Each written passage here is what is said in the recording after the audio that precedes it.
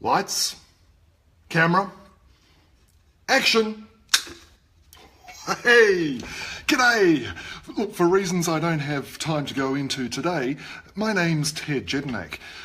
I'm the crazy Aussie who helps foot fixers take their skills and expertise to the next level so that you can shortcut your path to the leading edge of your profession. I've been a health practitioner in private practice for over 30 years. As a business owner and operator, I've established multiple centres and mentored hundreds of practitioners in business. I've also had the great privilege of training foot fixers globally for over 22 years. And what a week it's been this week. This has been 5 live shows in 5 live days as promised. Today is show number 4, and that means that we have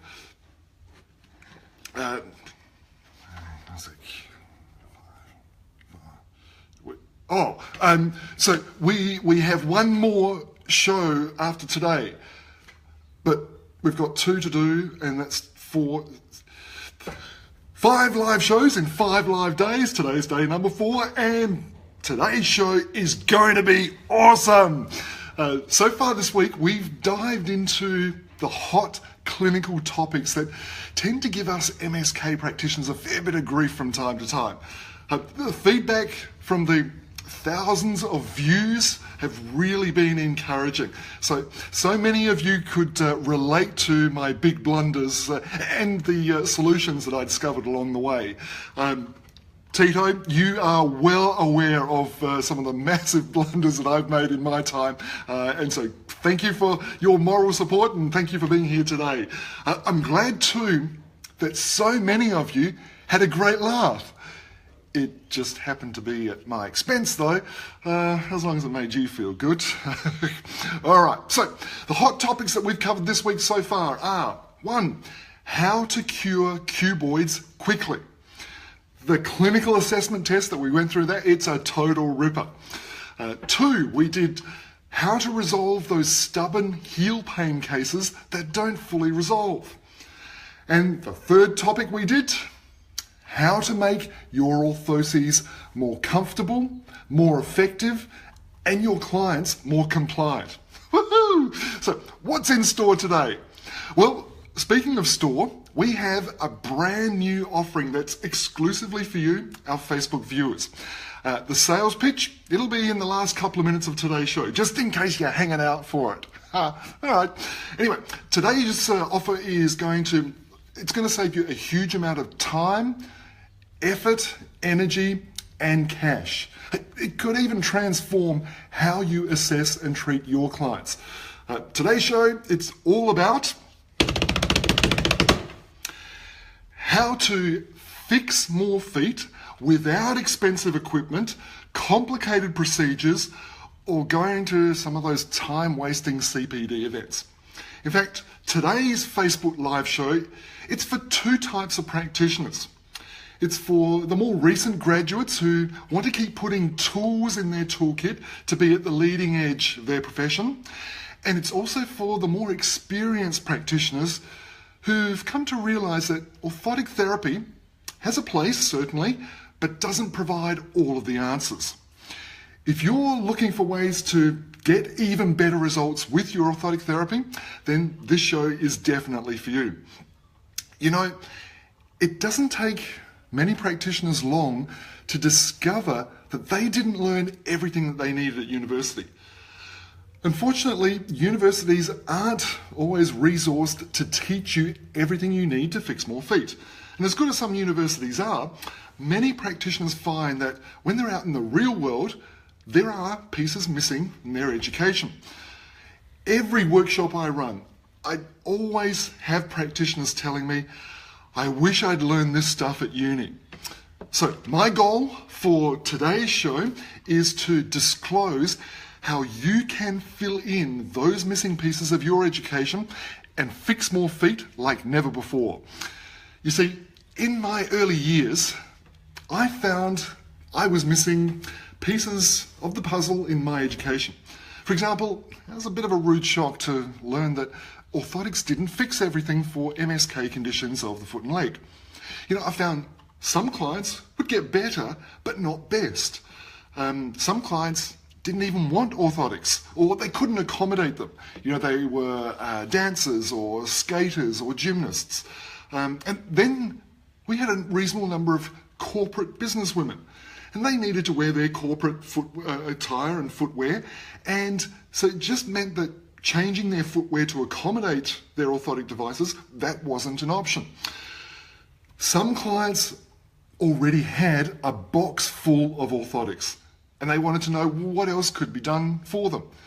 And soon after university, when I was presented with that situation, box of orthotics, I'd always look them in the eye and say, well, you haven't had my orthotics. But you know what? It only got me so far. There's nothing worse, in my experience, when asked by a client, isn't there something else you can do? And not having any other options. Like, I would feel like I was kind of failing those clients. Anyway, there I was in my own business, having some dissatisfied clients, and that was surely no good for business. Regularly referring clients out to other practitioners wasn't always a good move either. At this stage, I also wanted to build my biomechanical practice, and that dream, that seemed to be dying with each passing day. I distinctly remember hitting a brick wall during one particular consultation. See, I'd provided customized orthotic devices for 2 children. Their mother was a chiropractor. It all seemed to be going pretty well until the chiropractor herself came into my clinic with a foot problem. Amber, the chiropractor, delightful woman in her mid-40s, she'd been having trouble with heel pain for a number of months, and she wanted my advice. So I did my biomechanical assessment and I recommended orthotic therapy. Now, upon hearing this, Amber looked at me a little puzzled and said, well, why can't you just adjust my feet? Now, I must have appeared a bit dumbfounded or like a deer caught in the headlights. I didn't even know what that term adjust, what did that mean? What did she mean when she said that term? Like, what language was that? Last thing I adjusted was the brakes on my push bike, and it's like, well, and I don't know. What was I supposed to do? Put my hands on her feet and do something? I'd been taught at university how to massage a foot, but that was all. I thought massaging was pretty cool at the time because, I thought it might be a good way to get a girlfriend, or so I thought. But anyway, Amber obviously didn't want me to massage her feet. She was asking me to do something completely different. And kind of to save face, I told Amber that there were 2 options, orthotics or surgery. Now, surgery certainly wasn't indicated in her case, so that left the orthotics. And when I told Amber that, she kind of went, oh, okay, and was very accepting, and we went ahead with that. But you know what? The seeds of doubt had been planted in my mind. Amber's request to adjust her feet stayed with me and kind of kept me awake at night. I didn't know how to find out more information. Callum, Manuel, welcome. If you have ever been caught in the situation where you didn't have an answer for a client or felt a little embarrassed or a little bit stuck and not knowing what the options were, please type in yes or that's happened to me, been there, done that, because my goal for today is to make sure that there are less of those experiences in your clinic. You see, this is back in early 90s, about 92, 93, and there's no internet or no internet that the public could access. It was at that time, or soon after I saw Amber, that a colleague told me about a workshop. It was being held in Melbourne. And apparently this American DPM, Doctor of Podiatric Medicine, Harvey Lampel was his name, he was coming to do a workshop, and he'd given up his surgical practice to do this hands-on therapy called foot mobilization. I gotta say, I was rather intrigued. Who'd give up surgery to do some sort of manual therapy? Seemed a bit strange. Anyway, I enrolled into this Melbourne workshop and really didn't know what to expect. I guess I was half hoping to learn how to adjust a foot, whatever that meant. At the time, it was quite a financial challenge to go to the workshop because my wife and I, we just kind of stretched our finances. We'd bought a new home in the Adelaide Hills. It would have been much less of a headache at the time just to stay in Adelaide, forget about the workshop, and basically forget about Amber. Anyway, so I rocked up at Melbourne and I sat in the back of the room, kind of with my arms crossed, because there's this weird dude walking up and down the front of the room, this bright Hawaiian shirt, flowers and orchids and splashy pink stuff all over it. I'm thinking, what is this guy going to teach me? Now, actually, come to think of it, that might sound a bit like meeting me for the first time. You could be thinking, who is this crazy dude, right? Anyway, so at the workshop, Harvey lumbered around the room saying it was possible to fix bunions, plantar fasciitis, weak ankles through foot mobilisation. He said that 80% of foot conditions that he used to treat with surgery, he now treated with this hands-on modality, and that's why he'd given up being a surgeon. I'm thinking, bloody hell, how can you just wiggle things around? That's supposed to fix things like bunions or weak ankles. It just didn't make sense to me. Anyway, he made this comment. He said, it's kind of like being a chiropractor of the foot. And then my ears kind of picked up and I thought, I didn't know too much about chiropractic, but in fact, I have to admit, I was pretty skeptical about chiropractic. See, I'd been told at university that I couldn't fix a bunion. So how was Harvey going to straighten it out? And he showed some pre and post x-rays of bunions and, to prove the efficacy of foot mobilisation. I thought, yeah, sure thing, Benny, and remained sceptical. But then, Harvey then instructed and we practiced the techniques and, so I did what he was offering and showing. By the end of the day, I realised that my hands could be incredibly useful tools. And I thought, that was cool. And then I started to think, maybe there is something in this. Maybe, this was what Amber was talking about when she suggested to me to adjust the foot. And then I started thinking about all these other clients that could benefit from manual therapy. After the workshop, I returned to my clinic really quite excited about the possibilities. I practiced the techniques and clients started reporting all sorts of positive changes. Some clients reported that their joints felt freer. Some clients had less pain. And some clients requested that I do that massagey thing again on their feet because it felt so good. And I'm thinking, this kind of spurred me on. I began to have so many questions about what to do in various scenarios and various conditions, and how long should the therapy go for? What would achieve the best clinical outcomes? So it was about 6 months after I did my training with Harvey that I tried to reach out to contact him, only to find out that he'd died. How selfish! I had so many questions and things that now I wanted to start drawing on, and I no longer had a mentor or a guiding figure that was going to be able to help me. So I kind of felt like Harvey had opened the door to the world of possibilities, and now it had been slammed shut in my face. I was kind of stranded in no man's land. I seriously questioned whether it was actually worth carrying on with foot mobilisation.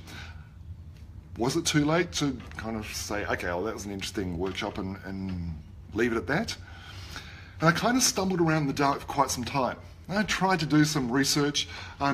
Interestingly, in Adelaide, Jeff Maitland, the founder, pioneer of manipulative physiotherapy, was working right here at UniSA. I got hold of his book. So this is Peripheral Manipulation. And in there, there was a ton of gold and ton of stuff that started to make some sense. But now I could understand what the physiotherapy perspective was of this mobilisation and manual therapies. Bit by bit, I started putting some of the pieces together. It's a little bit scary, I have to say, because I turned to my local physio buddies and asked them for help.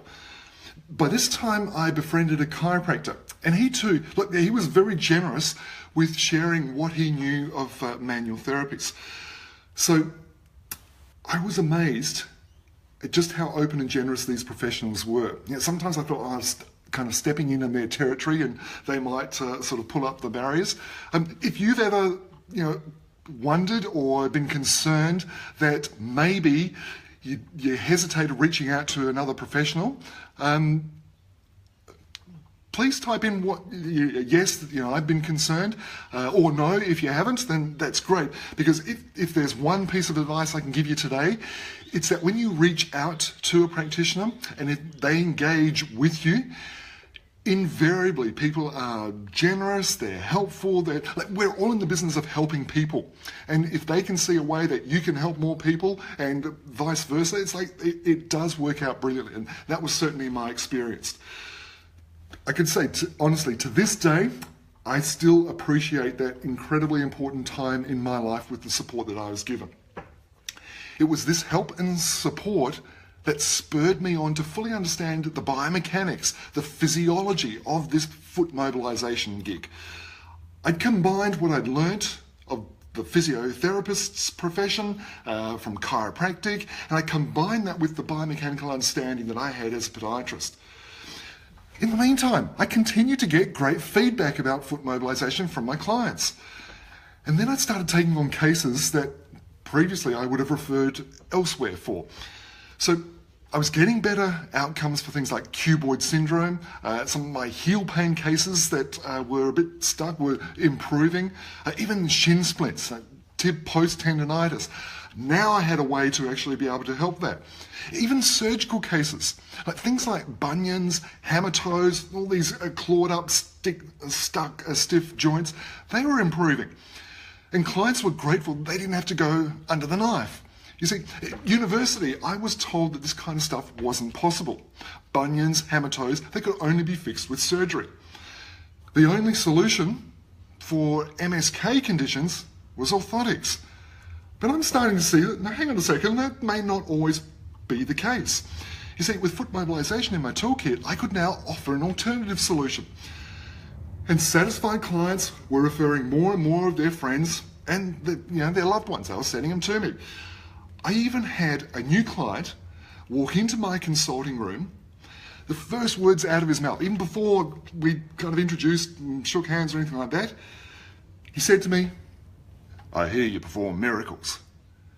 And I looked down at his feet and I looked back at him and I could see that my response to him was, "I don't know about that, but it looks like you're going to need one." He had probably one of the most challenging pair of feet that I'd ever had, which I know pre-foot mobilization, I would never have had a hope in heck of being able to improve. There's also a client, Margaret. She said to me, after fixing her first MP joint pain, "I've got my life back." I kind of giving myself goosebumps right now. It's like, now I could see that my journey to foot mobilization, manual therapies, was absolutely worthwhile. Pardon me.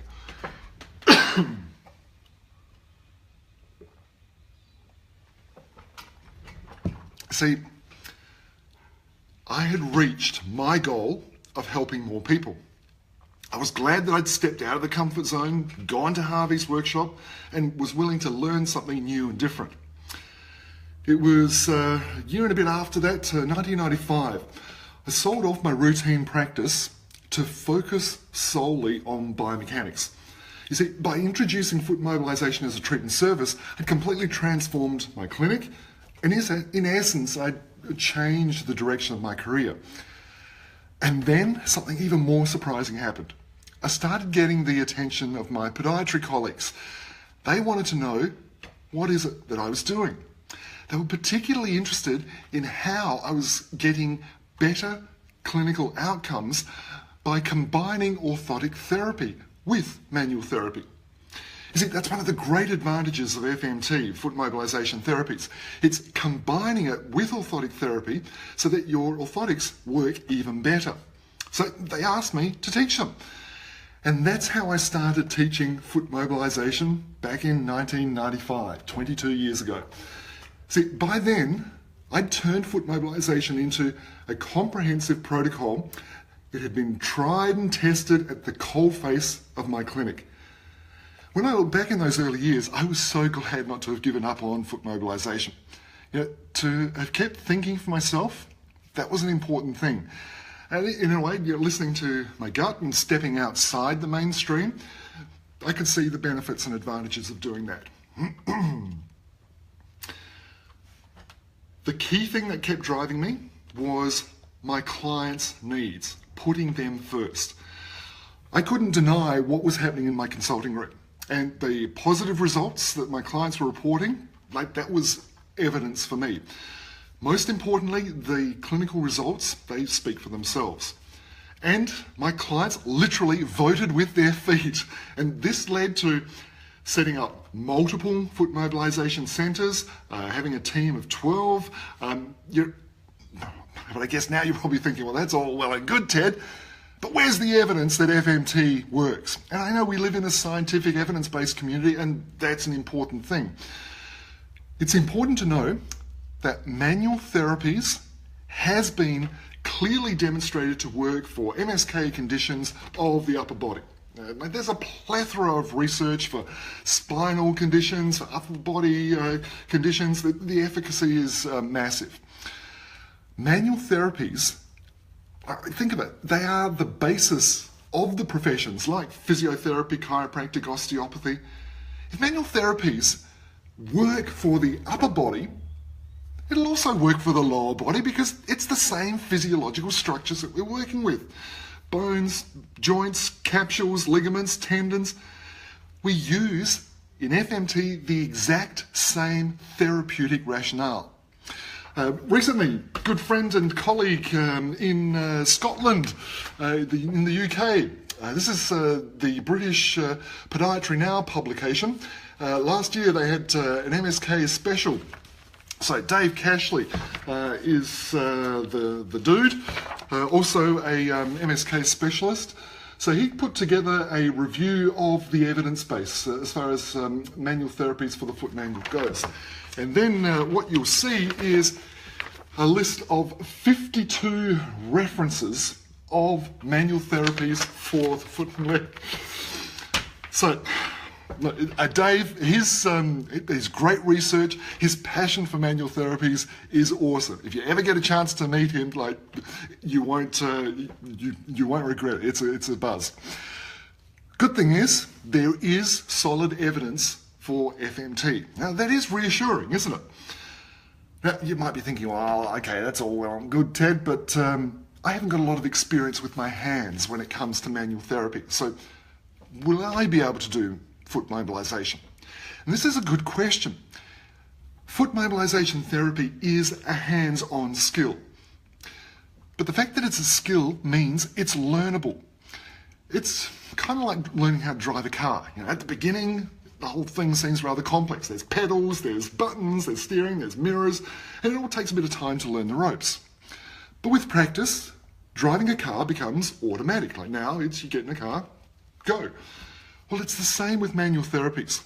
See, when you're taken step by step through various skills, you can be confident you'll get the necessary training to execute the skills effectively. It also helps to know what not to do. How do you avoid the rookie mistakes? So, learning from someone with experience can significantly shortcut your learning curve. I mean, just like having, back to the car analogy, if you've got a trained driving instructor, they will make your learning quicker, easier, and less stressful, won't they? Yeah. Now, you can be confident that you can learn a new skill when you're taken step by step all the way through. Does that make sense? Great. Now, you may have heard people say FMT doesn't work. And it's important for you to know that that's an opinion and they can be baseless. For instance, one of my students told me when he was at university, he was at Salford University in Manchester, and he was told FMT didn't work.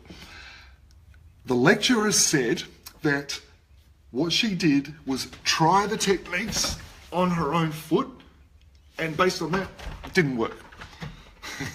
Now, After I had a pretty good laugh about that, because literally you've got to turn yourself into a pretzel to get anywhere close to mobilizing your own feet effectively.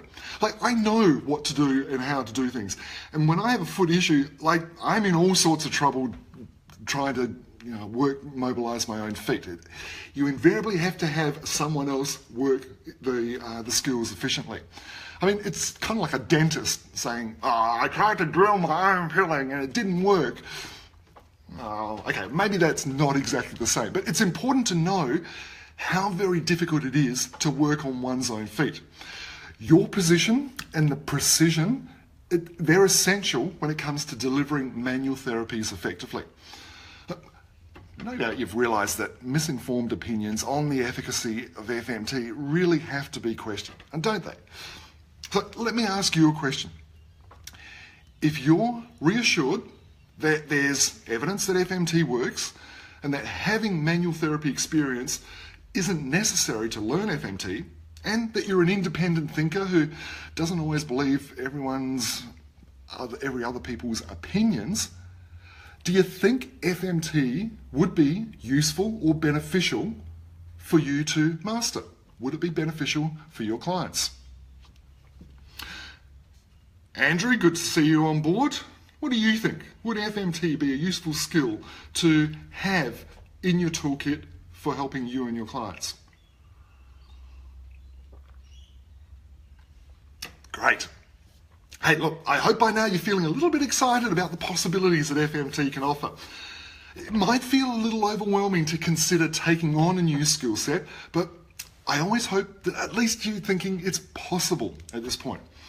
So, would you like to know how you too could master foot mobilization therapies so that you can help more people like never before? I hope you said yes. Hey, after 22 years of training health practitioners around the world in FMT, we have finally distilled all of my experience and expertise into a beautifully refined, effective online training. We've also put this training online to meet the growing demand for FMT all around the world. But as much as I'd like to be everywhere, it's just not physically possible. We're really proud of what we've created. It is a comprehensive, state-of-the-art online training. It's already had huge success. Health practitioners all around the world can now access foot mobilization training online in the comfort of their own offices or homes. And because it's online, you can access the whole course or any pieces of it anytime, anywhere. It's there forever. It is the most comprehensive online FMT training in the world. Now, it has two simple stages. Stage 1 is the theory, and stage 2 is the practical skill development training. In stage 1, we cover the physiological and biomechanical rationale for FMT. Now, this includes client assessment criteria, the indications, the contraindications, the precautions, what are the clinical clues and indicators for FMT, how do you master palpation, how do you develop your palpation skills, what about surface anatomy and trying to work out where all of these individual little bones are accurately with your eyes closed. In stage 2, the practical skill development, we cover the key mobilization techniques that have effectively fixed MSK conditions in clinics all around the world. The course has detailed videos of each and every technique. They're filmed from an observer's, outsider's view, and also from a GoPro camera stuck on my head. So you get to see exactly what I see when I'm working on a particular joint or doing a particular technique. You're taken step by step through every detail. How to position yourself as a practitioner, how to position the client, where to put your hands, how to deliver the therapeutic action. Everything you need to master FMT is clearly laid out for you. We also include, this is probably worth its weight in gold, we include the rookie mistakes to avoid. So that way you can master FMT faster. Master faster. Ooh, that's a bumper sticker right there. Master faster, gotta remember that. Okay, so now it's important to know that we don't just teach a bunch of mobilization techniques that may or may not be relevant for MSK conditions. We teach you a specific step-by-step protocol that gets the best clinical outcomes for the clinical conditions that you see every day.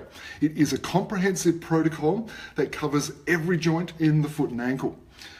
Most importantly, it's clinically relevant for those, I suppose, MSK conditions that you see every day, like plantar heel pains, mid-tarsal joint osteoarthritis, cavus feet. What the heck do you do for cavus feet if you can't mobilize or release some of those rigid restrictions in those joints? What about first MP joint problems, bunions, hallux limitus? What can you do for those joints that, avoid surgery? Heaps, let me tell you. What about conditions like the metatarsalgia conditions? Morton's neuroma, what a classic that one is. What about other forefoot, hammer toes, claw toes? When you get those toes that are bunched and stuck, how can you release those to avoid surgical complications and improve the comfort and function? It's all covered. I'm sounding a bit like, it's the silver bullet, the panacea for everything. But just to be clear, it's not. FMT has, as I mentioned, there are some contraindications. Like it's not indicated for things like growing feet, hypermobile feet. FMT helps release and free up the joints. The last thing hypermobile feet need is more freedom, more movement. So that's also some of the neurological conditions. Sometimes some they help, like CRPS actually can benefit greatly from the mobilization techniques, but Charcot-Marie, I wouldn't be loosening up or working into those joints. Okay, so Bradley, if I see if you've missed some of what's going on here, this is going global, but if internet dropped out, apologies for that. Yes. Okay, so, yes, great observation, Tito, about if only we knew the rookie mistakes back then. Good news is, I've made the rookie mistakes. I know what I'm speaking about from personal experience. And speaking of personal experience, let me introduce Mary to you. Now, I'd like to say, hey, Mary, come on in. But Mary's actually based in Ireland, and in Ireland, yeah, to be sure. Mary, gorgeous podiatrist, a gorgeous woman, attractive woman as well, but that's by the by. She sent me this email explaining this situation, case where she had a young athlete, very young, early 20s, and he was almost a semi-professional footballer, soccer, but football, they call it football, we call it soccer, and for 2 years, this guy had a chronic 2 years, cuboid problem. And had seen orthopedic specialists, had MRIs, been to all the doctors, and a podiatrist referred this guy to Mary. Mary, what the guy also had been doing was he'd given up playing football and taken up boxing because being on his toes made it easier for him to function. Yeah, you're going to get less injuries playing boxing rather than playing football. But anyway, that's a side issue. So she did her assessment and found the cuboid had shifted or displaced, and she actually used some of the cuboid mobilization and manipulation techniques to release the cuboid. 3 sessions, 3 visits. So here's a 2-year problem, 3 visits later, a problem that had stumped 2 of the leading orthopedic surgeons in Ireland, and the problem's completely resolved. He got back to playing football, which he loved with a passion. That actually brings the joy, when you can get people back to doing what's important to them and what they really enjoy. Just recently, it was catching up with Tom Brough. He's based in Queensland, and he did a training. He organised a training for foot mobilisation for his whole team of practitioners. Got a dozen practitioners, and soon after that, he got in contact with me and said, "Tell, I got to tell you about Gary Jeff, I can't remember his name, sorry, the client's name. But what it was in Australia we have EPC, which is a government-sponsored health service, and it's for the, I suppose, socially disadvantaged, or to help those people that are disadvantaged or need assistance as far as healthcare services. So I had this guy in, he loved lawn bowls, but he was having this problem with his midfoot, and Tom worked out that it was some arthritic changes right through the midfoot. It was affecting through the forefoot. So when he was kneeling down and bowling, it was causing extreme pain. So Tom did some FMT sessions. With EPC, you get 5 sessions per year. And so he took care of him, and the guy was amazing. This is fantastic. But because of the arthritic involvement, it meant he had to have ongoing treatment, probably on about every 4 to 6 weeks, to maintain that level of improvement and to keep the juice in the joints, to keep him comfortable. This was a socially or economically disadvantaged fella, and as an EPC client, that makes sense to the Australian viewers. What he ended up doing was just organising his budget and his weekly pension so that he could come in for his FMT sessions and keep bowling. That, getting goosebumps again, right? That is the impact that FMT can have on people's lives. When you've got before FMT, there's no way I, Tom, Mary could have ever done anything remotely close to be able to help these people in this way. Can you imagine how grateful they are, those clients? The good thing is, when you've got grateful clients, their friends, family, they start referring to you. It's a surefire way to build your practice. In fact, just recently, let me check, I got this message from Pete McFarlane. He's in our private Facebook group, FMT Masters. So Ted, so just as Ted predicted, with the use of FMT, my clinic is getting much busier. Just wondering what others have found to best manage the appointments and treatments. Okay, great. So here he is, new skill, applying into his clinic. That was literally March of this year, so 2 or 3 months ago. What a great problem to have, hey? Having clients say to you they wish they'd seen you sooner, or telling you that why isn't anyone else doing this because no one's been able to help me in this way. Or having a client get off the medical merry-go-round because you've been able to help them after a traumatic series of unsuccessful treatments by other practitioners. Like, how is that? I tell you, it totally rocks. Hey, it's important to know that practitioners who undertake our FMT course, they had little to no manual therapy skills at all when they started. Hey, I certainly know what it feels like to have no manual therapy skills. And I rocked up to Harvey's workshop. I had no idea what to expect. I really was worried it was going to be a waste of time. And there's no doubt, I started off and I was like all thumbs. So anyway, our Ultimate Foot Mobilization Therapies e-course, it's designed to take you from ground zero right through to mastery. Now, if you have any questions about anything I've covered so far, especially you, Reno, because you've joined in, you're coming a little bit late, but good to have you on board, then let me know. Type them in and I'll do my best to answer them for you. Thanks, Tito. If you're going to learn one thing, FMT has to be it. Yep. Look, I don't want to feel like a black, I'm going to be infected with a black Baptist down in southern Alabama. Oh yeah, praise the soul, because, you know, FMT works on this. Okay, all right. Anyway, okay.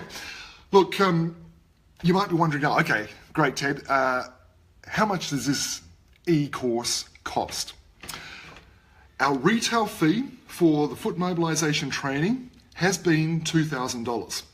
Now, we're not going to charge you $2,000, but if all this foot mobilization course did was give you an effective tool in your toolkit for those osteoarthritis clients that have been told there's nothing more that can be done for them, would that be worth $2,000? If all this FMT course did was help those orthotic cases you see that get better but not completely best, Would that be worth it? Heck, if all the training did was help you provide a treatment option for those corporate women, dancers, martial artists, gymnasts who can't wear orthotic devices in their important activities because their footwear won't accompany it, would that be worth $2,000? If you had a totally mapped out, step-by-step guide that shortcut 3 years of research, skill development and clinical testing that improved your clinical and commercial results, what would that be worth to you? I certainly spent years trying to figure all this stuff out. Look, you don't have to reinvent the wheel. I've already got a proven track record of over 20 years, and my students have too. And I'm just going to give you all that experience, expertise in this Ultimate Foot Mobilization Therapies e-course. Sound cool? I reckon. So we've been able to sharpen our price to only $9.97. Now that's a great deal. Many of our graduates of the training have said it's worth way more. But because you've stuck with me this far, and here in Australia we're at our end of financial year sales, I'm going to give you an exclusive Facebook offer for our Ultimate FMT e-course. And that is, you get the whole course, everything outlined, for only $4.97. To get this amazing deal, all you have to do is click the link in the comments box below, or if this is a replay, it'll be in the box above my head, and you'll be taken straight to the sales page. To claim this never to be repeated saving, you need to enter in a code in the coupon code. What that code is this: FMT FB deal. Now, when you get to the sales page, there's a screenshot. This is what it looks like. It's down in this right-hand lower corner. There's a coupon box. That's where you enter the code. The code is also written right here, just to remind you. So we're trying to make it as easy for you as possible. To get this amazing deal, you have to click the link. It'll go to the sales page, enter the code, and it's all yours. Look, when you enter that code, the price changes to $4.97, but the thing to remember is this offer expires midnight, Friday, June 30th. So you got to act now.